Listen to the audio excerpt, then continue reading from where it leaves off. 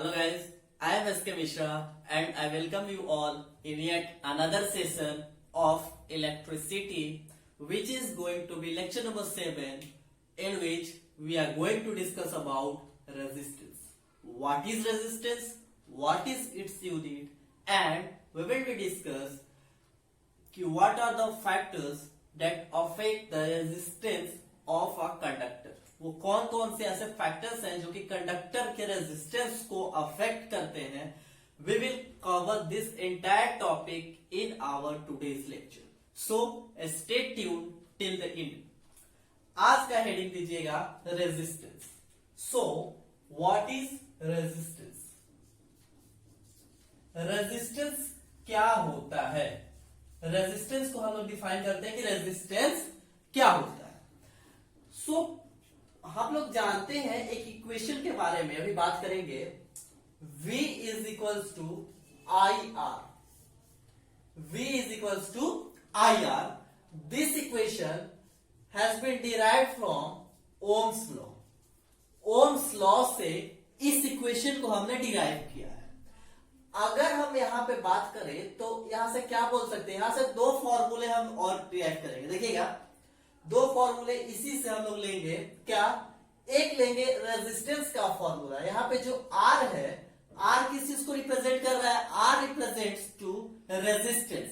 R represents to resistance.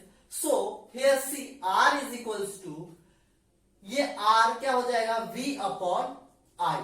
So we can say that resistance is what? Resistance is the ratio of potential difference of a conductor and current passing through it.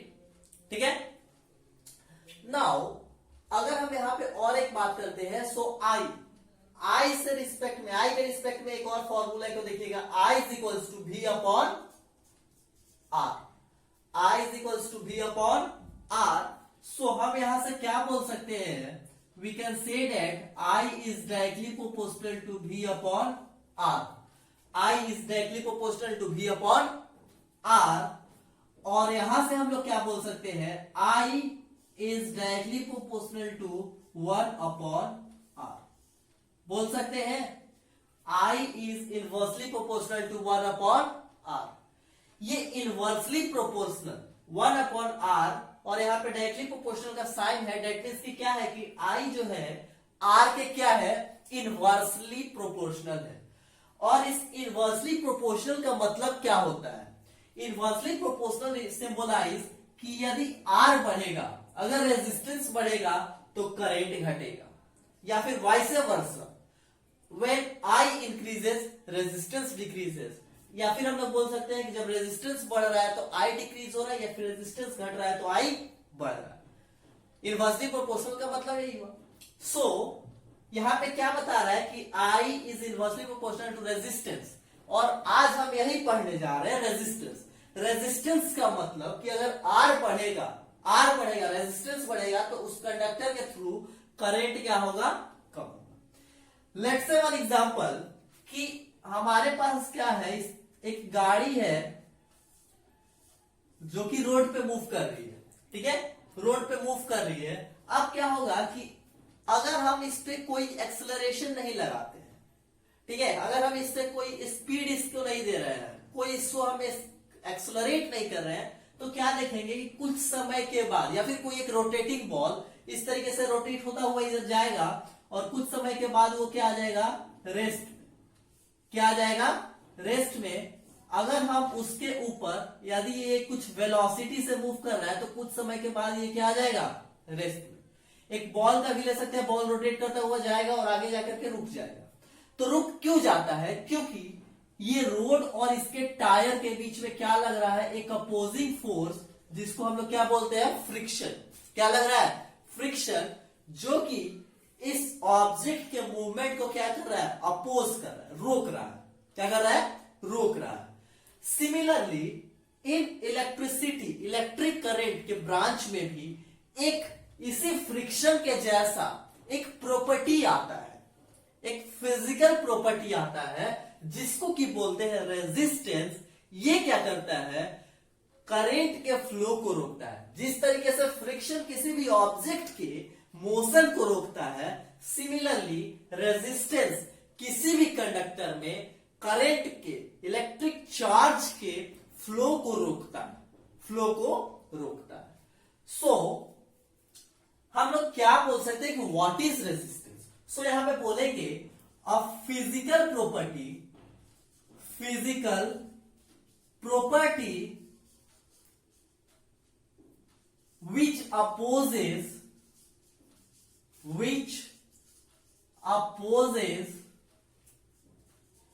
the flow of current through a conductor। एक ऐसा physical quantity जो कि conductor से current के flow को रोकता हो, that is called resistance। that is called what? Resistance. Resistance का फॉर्मूला हमने यहां पे डिराइव किया, R is equals to V upon I। R is equals to V upon I। So what we can say it about its unit. अगर हम इसके unit के विषय में बात करें तो क्या बोल सकते हैं? यूनिट देखिएगा, R is equals to V upon I। ये पोटेंशियल डिफरेंस का यूनिट क्या होता है? वोल्ट। और I का यूनिट क्या होता है? Ampere. So we can say that volt per ampere.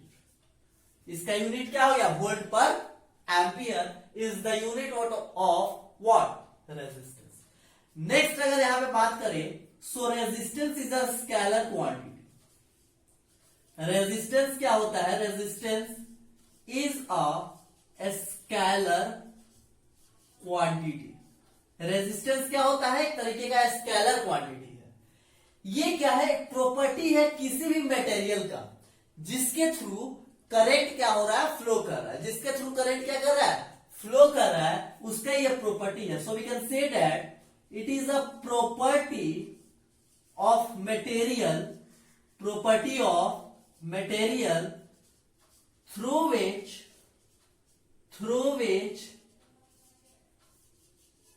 current is flowing। जिस मटेरियल के थ्रू करंट क्या हो रहा है? फ्लो कर रहा है, उस मटेरियल का ये प्रॉपर्टी है रेजिस्टेंस। ठीक है? चाहे कोई भी ऑब्जेक्ट हो, उसमें रेजिस्टेंस होता ही होता है। कुछ में कम होता है और कुछ में ज्यादा होता है। अब कैसे पता लगाएंगे कि किसमें कम रेजिस्टेंस है और किसमें ज्यादा है? हम यहां पे क्या बोले कि यदि रेजिस्टेंस ज्यादा होगा तो करंट कम फ्लो करेगा। हम सभी जानते हैं मटेरियल्स के 3 कैटेगरीज को, कंडक्टर, इंसुलेटर और semiconductor and insulator.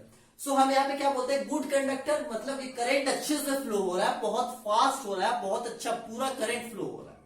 Semiconductor that means कुछ करंट को अपोज कर रहा है, और इंसुलेटर इसका मतलब करंट फ्लो ही नहीं हो रहा है। तो जहां अच्छे से करंट फ्लो हो रहा है कंडक्टर, तो वहां पे क्या बोलेंगे कि रेजिस्टेंस क्या होगा? कम होगा। रेजिस्टेंस कम होगा तो करंट ज्यादा फ्लो करेगा। Similarly in case of insulator resistance क्या होता है? बहुत ज्यादा होता है, so that the current doesn't flow through insulator. ठीक है? So we can say that कि कंडक्टर्स के पास क्या होते हैं? लो रेजिस्टेंस होते हैं। क्या होते हैं? लो रेजिस्टेंस होते हैं। और इंसुलेटर्स के पास क्या होते हैं? हाई रेजिस्टेंस होते हैं। इंसुलेटर से क्या होता है? हाई रेजिस्टेंस, और कंडक्टर्स का लो रेजिस्टेंस। ठीक है? अच्छा, नेक्स्ट अब हम लोग क्या करते हैं कि रेजिस्टेंस के बारे में और थोड़ी सी जानकारी इकट्ठा करते हैं कि इसको डिनोट कैसे करते हैं या फिर इसका यूनिट। सो देखिए, ये जो इसका यूनिट है वोल्ट पर एम्पियर, तो अगर इसके एसआई यूनिट का बात करें तो सिंपल सा इस वोल्ट पर एम्पियर, हर बार वोल्ट पर एम्पियर लिखने के जगह पे हम लोग इसके यूनिट में लिखते हैं ओम। क्या लिखते हैं? ओम। Since it has been derived from Ohm's law, its unit is known as ohm, जिसका कि कुछ इस तरीके का सिंबल होता है ओम। ठीक है, इस तरीके से हम लोग क्या करते हैं कि रेजिस्टेंस को। नेक्स्ट अगर हम लोग बात करें, नेक्स्ट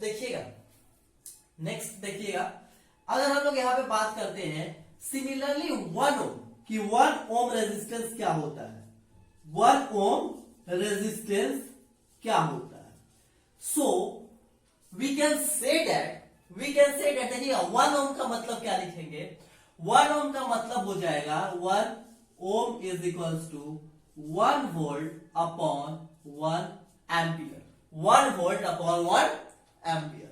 इसका मतलब अगर आपसे कोई पूछता है व्हाट इज 1 ओम रेजिस्टेंस, तो हम लोग बोलेंगे कि when 1 ampere of current passes through a conductor having potential difference of 1 volt, then the resistance offered by a conductor is called 1 ohm.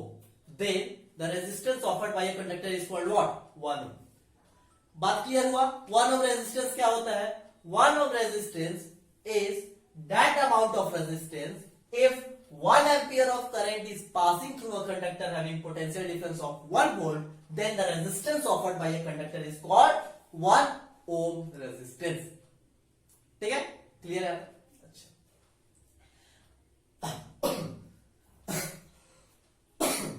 Sorry. अब हम बात करते हैं क्या कि कौन कौन से फैक्टर्स हैं जो कि रेजिस्टेंस को अफेक्ट करते हैं। क्या वो कौन कौन से फैक्टर्स हैं जो कि रेजिस्टेंस को अफेक्ट करते हैं या फिर रेजिस्टेंस उन पर डिपेंड होता है। सो यहां पर देखिएगा, नेक्स्ट कि फैक्टर्स अफेक्टिंग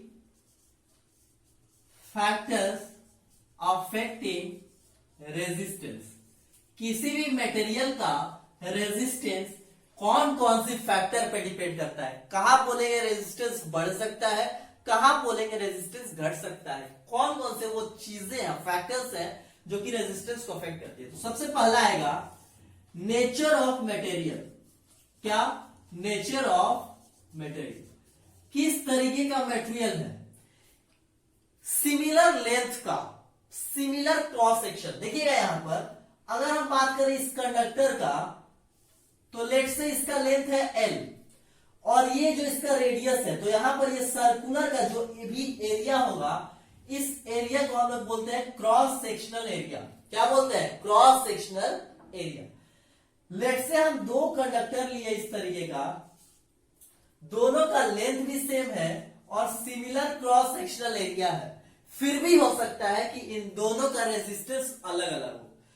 दो रॉड इस तरीके का हम लोग लेते हैं, एक ये रॉड रहा और लेट से एक और रॉड, हम लोग दो रॉड लेते हैं, दोनों सिमिलर लेंथ का है, सिमिलर ये थिकनेस का है, इसको बोलते हैं क्रॉस सेक्शनल एरिया।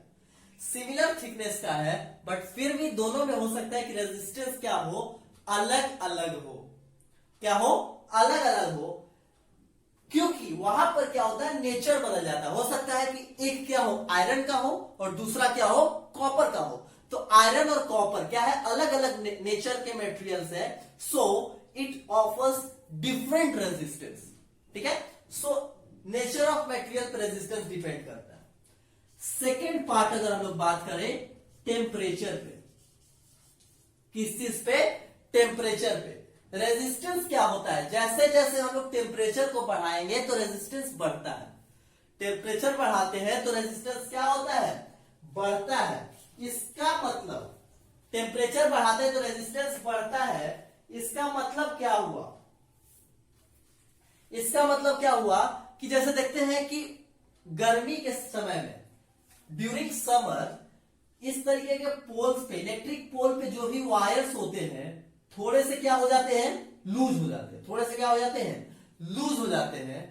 तो लूज हो गया तो वहां पर क्या हुआ, उसका लेंथ हल्का सा इंक्रीज करता है। टेम्परेचर बढ़ा, थोड़ा सा झुका तो करंट के फ्लो में क्या होता है, थोड़ी सी रुकावट आती है। थोड़ी सी रुकावट आ गई, इसका मतलब वहां पे क्या गया, रेजिस्टेंस आ गया। सो रेजिस्टेंस किस चीज पे डिपेंड कर रहा है, टेम्परेचर पे। When temperature increases its resistance also increases. अगर हम लोग किसी आयरन के रॉड लेते हैं, यहां से करंट फ्लो हो रहा है लेट से, 5 एम्पियर में करंट फ्लो हो रहा है। अब क्या होगा, जैसे जैसे हम इस आयरन रॉड को हीट करना शुरू करेंगे तो करंट का वैल्यू कम हो जाएगा। 4 एम्पियर में करंट पास होगा, और हीट करेंगे 3 एम्पियर, 2 एम्पियर, 1 एम्पियर, इस तरीके से करंट क्या होते जाएगा, धीरे धीरे कम होता जाता है। ठीक है। सो नेक्स्ट फैक्टर पे हम लोग अगर बात करें, so length of conductor, length of conductor, conductor का जो लेंथ होता है उसके रेजिस्टेंस क्या होता है, directly proportional. Resistance is directly proportional to length of conductor. That means कि अगर लेंथ बढ़ेगा तो रेजिस्टेंस बढ़ेगा। वही वो कारण है जिसमें कि ये क्या हो गया, लूज हो गया, मतलब इसका लेंथ इंक्रीज हो गया, और लेंथ इंक्रीज होता है तो करंट के फ्लो होने में परेशानी होती है। दैट क्यों परेशानी होती है, क्योंकि उसका रेजिस्टेंस बढ़ गया। R is directly proportional to L, मतलब क्या हुआ कि यदि कंडक्टर के लेंथ को बढ़ाएंगे तो रेजिस्टेंस भी क्या होगा, बढ़ेगा। रेजिस्टेंस भी क्या होगा, बढ़ेगा। नेक्स्ट अगर हम लोग बात करें फोर्थ फैक्टर की, so it depend upon cross sectional area, cross sectional area, cross sectional area. Cross sectional area पे ये कैसे डिपेंड करता है, how does it depends upon cross sectional area, so resistance is inversely proportional to cross sectional area. ये क्या होता है, cross sectional area के इनवर्सली प्रोपोर्शनल होता है। दैट मीन्स कि जैसे जैसे हम लोग ये थिकनेस बढ़ाएंगे तो रेजिस्टेंस क्या होगा, कम होगा। इनवर्सली प्रोपोर्शनल का मतलब क्या होता है, एक टर्म बढ़ा तो दूसरा टर्म घटा। तो यहाँ पे क्या बोल रहे हैं, क्रॉस सेक्शनल एरिया मतलब जैसे जैसे क्रॉस सेक्शनल एरिया को बढ़ाएंगे तो रेजिस्टेंस क्या होगा, कम होगा, करंट आसानी से फ्लो करेगा। और क्रॉस सेक्शनल एरिया को घटाएंगे, क्रॉस सेक्शनल एरिया को घटाएंगे तो रेजिस्टेंस बढ़ेगा और करंट क्या होगा, कम। इसका मतलब कि जो थिक वायर, जो मोटे वायर्स होते हैं उससे करंट आसानी से फ्लो करेगा in comparison to thin wire. क्यों, क्योंकि थिक वायर का ये जो क्रॉस सेक्शनल एरिया है ये क्या है, ज्यादा है। वायर मोटा कब होता है, जब ये वाला एरिया ज्यादा होता है ना। और एक पतला सा वायर, लेट से ये, तो इसका क्रॉस सेक्शनल एरिया इतना ही है। तो क्या बोले कि एरिया अगर बढ़ेगा तो रेजिस्टेंस घटेगा, तो इसका एरिया बढ़ गया तो रेजिस्टेंस कम होगा तो करंट आसानी से फ्लो करेगा। यही वो रीजन है कि इलेक्ट्रिक पोल्स पे जो वायर्स होती है वो काफी ज्यादा थिकनेस की होती है। ऐसा नहीं कि हमारे चार्जर के वायर्स के जैसी होती है, नहीं, उतने पतली वायर्स में क्या होते हैं, रेजिस्टेंस बहुत ज्यादा होते हैं। पतले वायर में रेजिस्टेंस ज्यादा, मोटे वायर में रेजिस्टेंस कम। जहां रेजिस्टेंस कम तो करंट आसानी से फ्लो करेगा, करंट आसानी से फ्लो करेगा। ठीक है, तो आप लोगों को यहां तक क्लियर हुआ। लेट से इसको हम इक्वेशन 1 मानते हैं और इसको इक्वेशन 2 मानते हैं, तो यहां से क्या बोलेंगे, फ्रॉम 1 एंड 2, फ्रॉम 1 एंड 2, यहां से हम लोग क्या बोल सकते हैं, resistance is directly proportional to L upon R, L upon A, sorry, resistance is directly proportional to L और resistance is inversely proportional to L. यहां से क्या बोल सकते हैं, resistance is directly proportional to L upon A. अब यहां से इस डायरेक्टली प्रोपोर्शनल के साइन को हटाना है, प्रोपोर्शनैलिटी के साइन को हटाना है, तो एक कांस्टेंट लगाएंगे, एक कांस्टेंट लगाएंगे। और यहां पे जो कांस्टेंट यूज करते हैं इसको बोलते हैं रो। क्या बोलते हैं, रो, नहीं रोना नहीं है, रो। क्या है, रो, ठीक है, रो एल अपॉन ए, है ना। क्या बोले, रो एल अपॉन, इस रो को क्या बोलते हैं, this is the proportionality constant and this is known as resistivity. This is known as what, resistivity, about which we are going to discuss about in next lecture. ठीक है, रेसिस्टिविटी के बारे में अगले लेक्चर में बात करेंगे। अभी बस इतना समझ लीजिए कि रेजिस्टेंस लेंथ ऑफ कंडक्टर पे डिपेंड करता है, जैसे जैसे लेंथ बढ़ेगा रेजिस्टेंस भी बढ़ेगा। रेजिस्टेंस क्रॉस सेक्शनल एरिया पे डिपेंड करता है, क्रॉस सेक्शनल एरिया बढ़ेगा रेजिस्टेंस घटेगा। इन दोनों इक्वेशन को कंबाइन किए तो आया R is directly proportional to L upon A. इस प्रोपोर्शनैलिटी को हटाने के लिए और इक्वल टू का साइन लगाने के लिए यहां एक कांस्टेंट का यूज करते हैं जिसको बोलते हैं रेसिस्टिविटी। ठीक है, क्या बोलते हैं, resistivity. So we can say that R is equals to rho L upon A. और इस रेसिस्टिविटी के बारे में हम लोग बात करेंगे next lecture. So I hope कि आप लोगों को यहां तक क्लियर हुआ, रेजिस्टेंस क्या हुआ, इसके यूनिट वोल्ट पर एम्पियर या फिर ऐसा यूनिट ओम। एक स्केलर क्वांटिटी है। ये एक मटेरियल है जो कि डिपेंड करता है, सारे प्रॉपर्टी है किसी भी मटेरियल का जो कि अलग अलग मटेरियल के लिए अलग अलग होता है।